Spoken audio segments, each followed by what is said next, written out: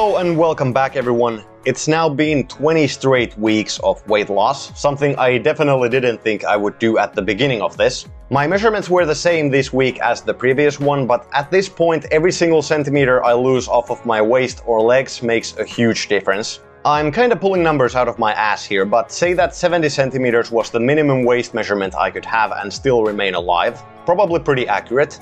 That would mean I had 24 centimeters to lose in the beginning, and now I only have 11. So proportionally, every centimeter is much more at this point. Also, as I explained a couple of weeks ago, as you lose more and more fat, you can't keep up the same pace of fat loss without losing muscle.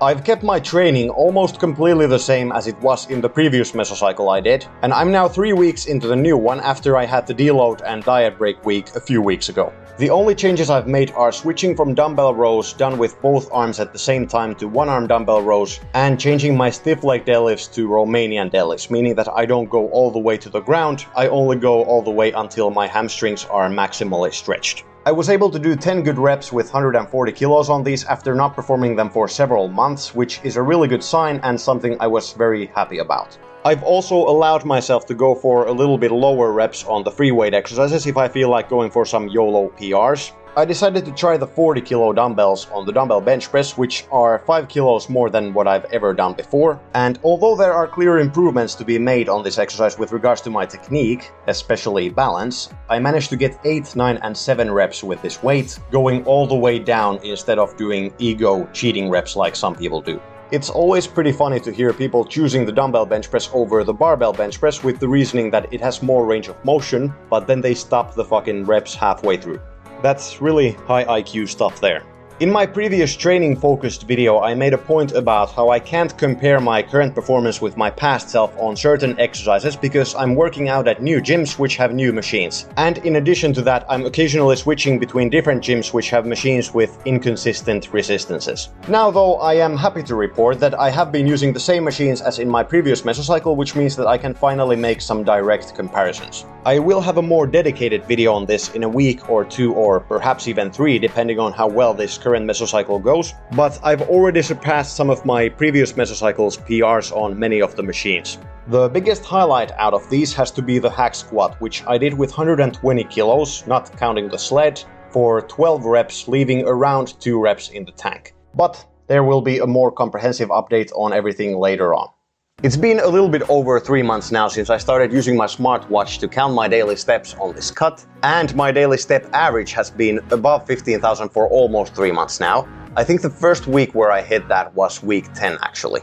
Back then I remember being doubtful of whether or not I could sustain that level of activity for multiple weeks, and I think those doubts were pretty well placed because ever since then, to keep it up, I've had to reduce my cycling volume by quite a lot. These days I'm doing virtually no cycling whatsoever, and in addition to that, I've been getting lighter and lighter all the time, so in that sense, walking 15,000 steps per day has been getting easier and easier every week. So I suppose it was unsustainable to walk 15,000 steps per day while cycling 50 kilometers per week, weighing in at 94 kilos. This week, however, I walked 20,000 steps per day on average, which is about 3,500 more than my previous best, which was somewhere between 16 and 17,000. One thing that really helped with this is that my sleeping schedule is all over the place, and this week I was predominantly awake at nighttime and early morning, during which it is very quiet and dark and cool outside.